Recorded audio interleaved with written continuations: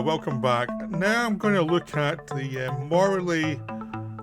top 10 most morally reprehensible 1970s movies. Now this was probably the easiest list ever. 70s movies,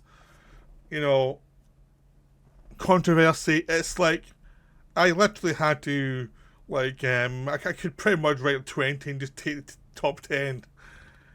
Other lists, sometimes it's hard to get beyond the first 5 or 6, then you have to start researching a little bit and then thinking, yeah, that's a good one. This one, I didn't even have a look at anything, it was just like, yep, that. Seems so obvious. Right, so we'll start at number 10. This shows you how depraved this list is. Pink Flamingo is number 10. That's John Waters' film's number 10. Now, Pink Flamingos is a wonderful film. It's really funny. But it is morally reprehensible for lots of people. It is hated by lots of people because Divine eats dog shit at the end. But you also have a plot where it's all about who can be the most morally reprehensible character in a competition. So the film's actually begging to be on the list. It's a really enjoyable film. John Waters in the 70s and 80s was pretty much untouchable. Even a lot of his 90s stuff is still really enjoyable. I just go watch it. It's loads of fun. I mean, I haven't seen it for a while, so I'm not really going to say tons about it. It's like one of those films that's like, there's a Criterion version which I'm going to get at some point, but I haven't got it yet, so that's kind of when I'll rewatch it. Number 9 is A Clockwork Orange. Yeah, Clockwork Orange is number 9. It was viewed as morally reprehensible. I think it's a kind of a decent film. It's not Kubrick's best film. It's trying too hard for me. But that's number 9. That would be number 1 for most. Both Pink Flamingos and this would be number 1 in any other decade. That's number 9. I've done a video on this one. This one is just so much fun to watch. It's actually more fun to watch how people are outraged by this film rather than the film itself. The film itself is good, but it could be a bit obvious. But the reaction, the hatred, the complete, I despise this type of reaction the film got is one to savour. The funny thing is, there's another film on the list come out at the same time. Like, it was even hated even more than this one. So I think if you know 70s films, you know which one it is. Number 8 is Monty Python's Life of Brian, which was hated by certain religious groups for taking the Mickey out of the Gospels. But it doesn't take the Mickey out of Christ. It's another really funny film. I prefer Holy Grail, but this one's really funny. And it looks at what people make of the Gospels and how they compromise it instantly when they're a very basic human, needy sense of, just the ridiculous of human beings, how they can take anything that could be wonderful for them and will instantly ruin it. That's what the joke is here, just how stupid people can be and how they can take almost divine inspiration and still mess it up, which is the thing I think people were offended by. Who cares? It's fun. Right, number 7 is Shivers, or Parasite Murders. David Cronenberg's debut film, which had these turd-looking parasites that go into people's bodies through their throat, which makes it squeamish to even see people get infected, and can be transferred through a kiss as well, or up through a bath. If a woman's taking a bath, I think you can tell where it's going there. Full of offensive scenes. Also, it turns out people not into zombies, but into sexually charged beings who will shag anybody, and it doesn't matter what age you are, and you'll shag anybody of any age, which is where it is really disturbing for some people. And it is disturbing. It's meant to be disturbing, but it's also meant to show the kind of dark side of human experimentation. Some of these scientific experiments you might do might lead to something that may disturb the hell out of you. And it's looking at what are the taboo points in human beings and what are we scared of and pushing those taboo points. So this is an amazing debut. Probably the kind of the one most akin to Manuel's debut, really. But done as a horror movie. Number 6 is Last House on the Left, which I actually hate. This is the one film on this list I absolutely loathe. It's a terrible film. It was really offensive. It's taking a look at the Virgin Spring from Bergman and makes it into a cheap, nasty horror movie. I loathe this film. There's nothing redeeming in this film. It's not meant to be redeeming, but also it makes you feel for the sake of rather than for any real moral meaning. So I think it is intentionally more reprehensible, but also there is something in it I don't really like. I don't really respect. Like, I can like a lot of films in this list that are pushing the boundaries and make people scream and feel it's morally reprehensible. But this one actually is one I just look at and go, there's nothing here. Just violence and horror. Just horror. So that's The Last House on the Left. Do not expect to have a long-term video in this one. I just don't have the energy to watch it again. Number 5 is Dirty Harry, which is the most mainstream of these films. It is a liberal's nightmare because it looks at the Miranda rights and is fairly mocking of them, and it looks at the rights of victims and suggests the police their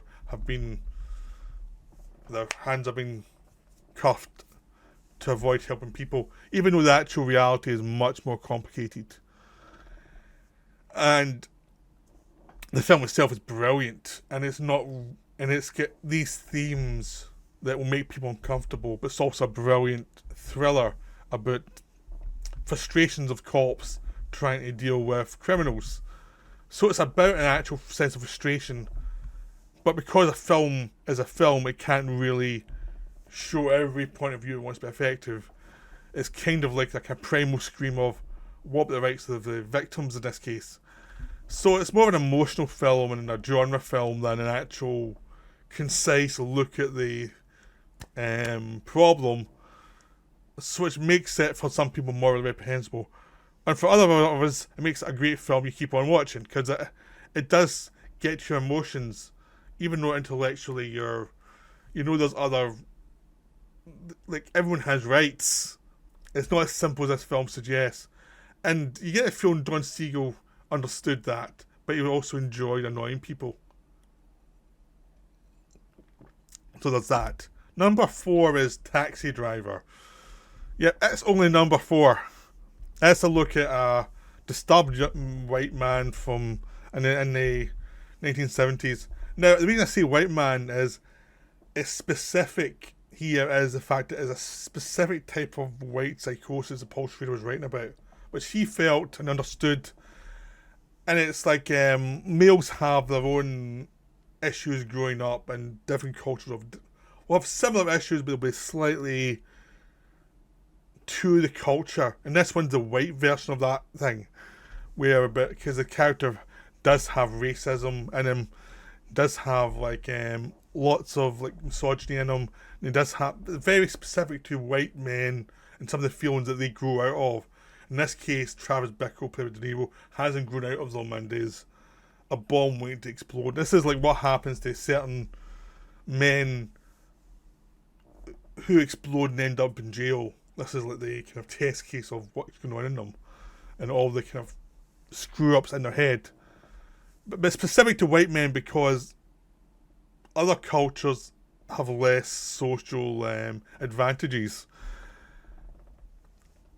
And there's an entitlement within a white guy at that point where even if he goes into a job where he thinks he's above the job, that comes across in a way that doesn't come across to other cultures.